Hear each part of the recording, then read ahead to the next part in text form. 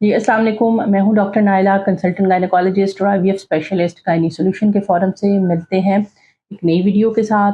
आज हम बात करेंगे कि आईवीएफ के जो पेशेंट्स हैं, पिछली मैंने जो काफ़ी सारी वीडियोस दी हैं उसके अंदर हमने आईवीएफ की इतनी बात नहीं की, लेकिन आज हम बात करेंगे कि इक्सी आईवीएफ के एक्चुअल रिजल्ट्स कितने हैं। मेरे पास बहुत सारे पेशेंट आते हैं, वो कहते हैं कि डॉक्टर साहिबा, बेशक हमने सुन रखा है कि इस प्रोसेस के जो रिजल्ट होते हैं वो 40 से 50% होते हैं। अभी रिसेंटली मेरे पास एक पेशेंट आए, अब मज़े की आपको बात बताती हूँ कि वो दोनों जो पेशेंट मेरे पास आए, दे वर वेरी वेल एजुकेटेड। उनकी ऑलमोस्ट 16 ईयर्स की इनफर्टिलिटी, यानी 16 साल के उनके बच्चे, उनके जो है वो प्रेगनेंसी नहीं थी।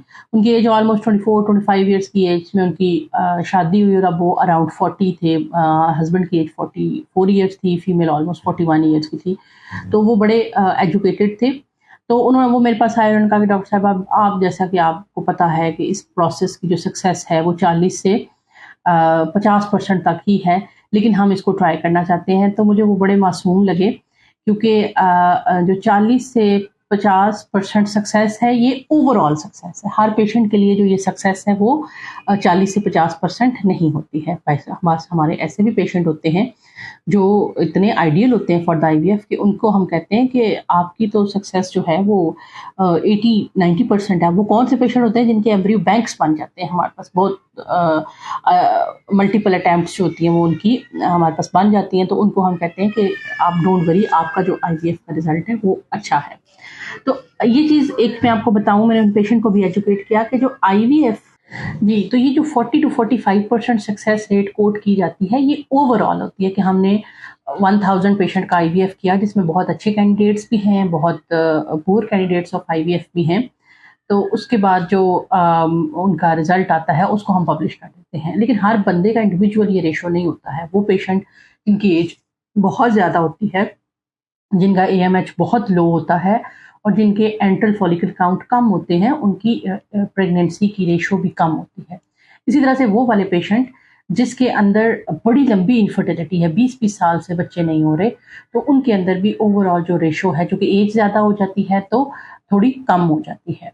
इसी तरह से वो वाले पेशेंट जिनके अंदर साथ में फाइब्रॉइड भी है और फाइब्रॉइड के साथ-साथ एंडोमेट्रियोसिस भी है, एडिनोमायोसिस, यानी कोई ना कोई बीमारी चल रही है, उसकी वजह से जो है वो और कम हो जाती है।